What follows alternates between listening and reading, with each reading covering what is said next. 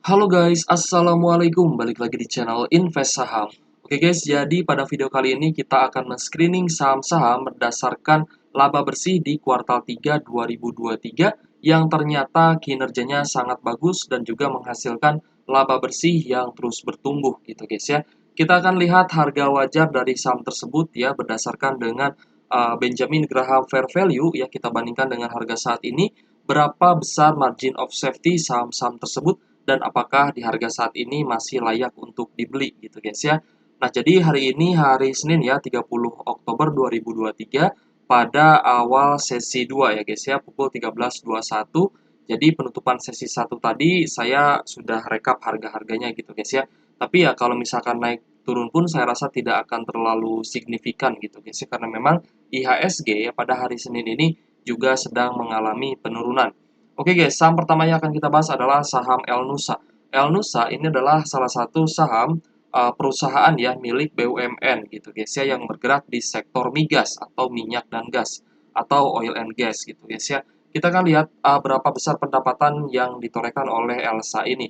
Kode sahamnya Elsa di sini ya, kita bisa lihat untuk EPS-nya secara tahunan ya, laba bersih Elsa ini ternyata naik 8,54% guys ya. Dan kita lihat di sini harga wajar atau nilai intrinsik dari Elsa itu di angka 902. Sedangkan harga saat ini masih di 440, berarti kan margin of safety-nya lumayan cukup tinggi ya, 51,19%-an. Di sini kita lihat untuk Elsa secara valuasi PER dan juga PBV, PER-nya di angka 6 kali dan PBV-nya masih 0,75 kali. Lalu kita lihat ya untuk laba di kuartal 3 2023 ini sebesar 407 miliar, naik 40% secara year on year-nya. Dan juga Elsa ini masih berada di fase growth-nya gitu guys ya, atau memang perusahaan Elnusa ya dengan kode saham Elsa ini masih bisa terus bertumbuh gitu guys untuk kedepannya ya.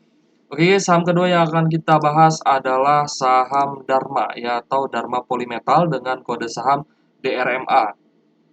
DRMA adalah saham di sektor otomotif ya, yang memproduksi berbagai macam suku cadang otomotif ya guys ya, baik roda 2, roda 3 ataupun roda 4 ya. Teman-teman bisa cek di websitenya ya biar lebih jelas lagi memproduksi suku cadang apa sih gitu ya. Nih seperti stang ya, seperti knalpot, lalu ada swing arm juga ya. Nah, ini kan banyak sekali ya produk yang diproduksi oleh Dharma Polymetal gitu ya.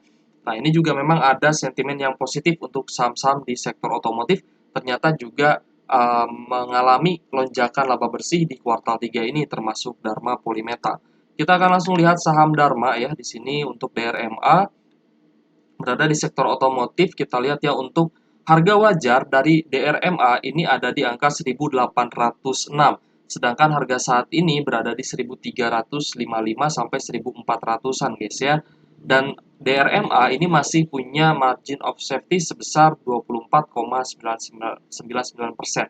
Berarti kan ini valuasinya masih terdiskon gitu guys ya. Meskipun memang PBV-nya ini sudah di angka 3,68 kali dan PER-nya masih cukup menarik ya dari sisi PER 9,61 kali aja. Kita lihat pertumbuhan EPS atau laba bersih dari saham DRMA ini secara tahunannya 8,67%-an gitu guys ya pertumbuhannya. Lalu kita lihat juga laba di kuartal 3 2023 mencatatkan laba 519 miliar ya, dengan kenaikan 107% secara year on year-nya. Dan saham DRMA ini masih di fase growth ya, dan artinya masih bisa terus bertumbuh gitu untuk saham DRMA dan perusahaan Dharma Polymetal gitu guys ya. Apalagi kan ada isu sentimen positif mengenai BYD gitu guys ya, yang sepertinya akan membuka pabrik otomotif di Indonesia ya, pabrik mobil listrik gitu guys ya di Indonesia. Nah, ini kan menjadi sentimen yang sangat positif untuk saham-saham di sektor otomotif. Saham selanjutnya yang akan kita bahas adalah PT Nelly Dwi Putri ya, dengan kode saham Nelly. Ini bergerak di sektor logistik perkapalan gitu guys ya. Di sini teman-teman bisa lihat ya, ada armada kapal tunda, lalu armada kapal tongkang, dan juga galangan kapal ya, seperti itu. Kita akan langsung saja melihat analisanya untuk saham Nelly ya, kode sahamnya Nelly di sektor logistik perkapalan guys ya. Harga wajar dari Nelly ini 2.392 dan harga saat ini masih di 515. Yang berarti margin of safety-nya ini cukup besar guys, 78,47%. Kita lihat pertumbuhan EPS-nya atau laba bersih dari saham Nelly ini 23,21% secara year on year-nya gitu guys ya.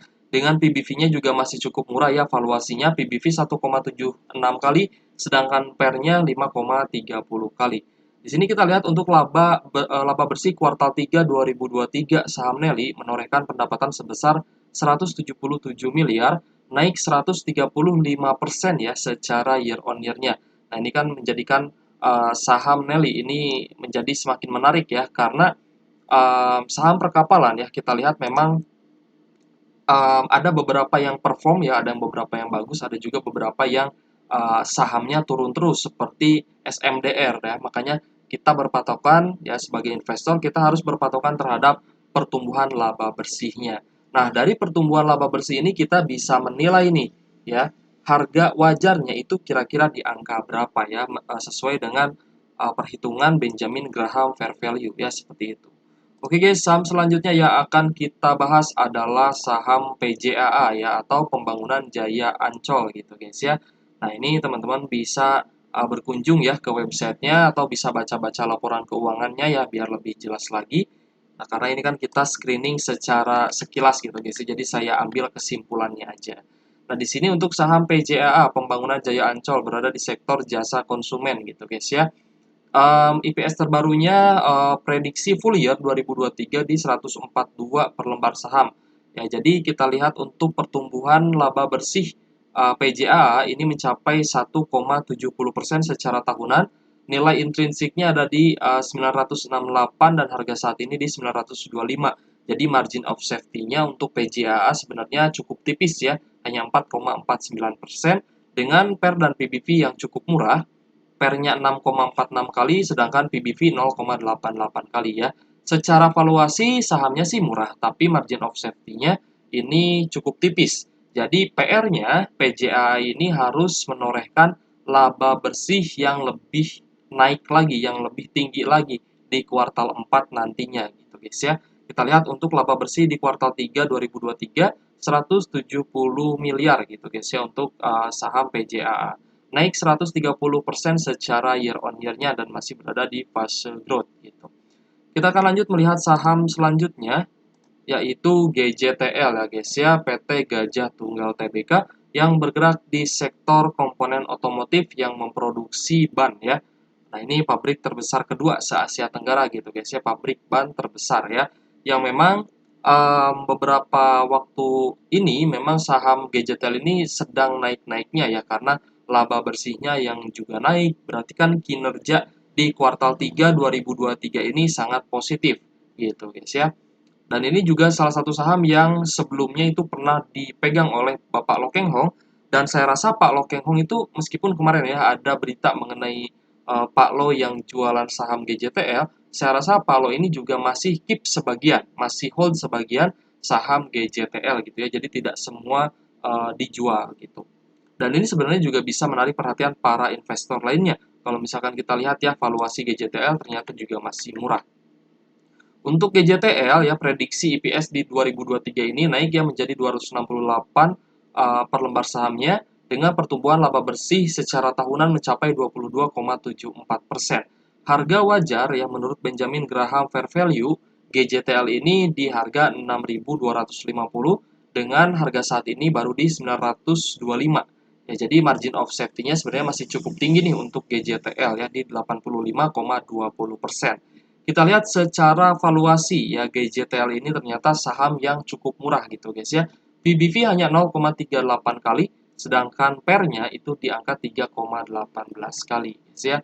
Laba kuartal 3 2023 saham GJTL itu sebesar 699 miliar, naik 49,9% ya secara year on year-nya.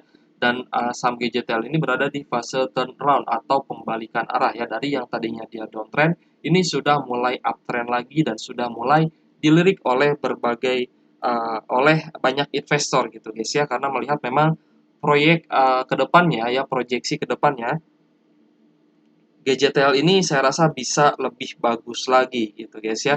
Nah, jadi silakan teman-teman dianalisa lagi ya saham mana yang kira-kira teman-teman em, yakin gitu ya untuk membeli gitu. Karena di bursa ini kan ada 800 lebih saham gitu guys ya. Ada 800 lebih saham dan tidak mungkin kita beli semuanya gitu guys. Nah, makanya disinilah perlunya kita menganalisa sebuah saham, yang menganalisa sebuah saham agar kita tahu kira-kira fundamentalnya itu seperti apa dan kita beli di harga sekarang ini apakah harganya wajar atau harganya sudah kemahalan gitu guys ya. Kita pun bisa menilai valuasi sebuah saham itu dari rasio PER dan juga PBV ya untuk analisa sekilas. Tapi kalau misalkan teman-teman pengen analisa yang lebih dalam lagi, itu harus membaca laporan keuangannya seperti itu. Oke guys, semoga bermanfaat ya buat teman-teman. Jadi yang saya masukkan ke dalam watchlist adalah hanya saham-saham yang di laporan kuartal 3-nya ini mengalami kenaikan laba bersih. Jadi yang laba bersihnya turun atau bahkan anjlok, itu kita akan kesampingkan dulu dan kita fokus di saham-saham yang kinerjanya positif, laba bersihnya naik, dan pertumbuhannya terus bertumbuh gitu guys ya. Oke guys, thank you for watching. See you on the next video. Wassalamualaikum warahmatullahi wabarakatuh.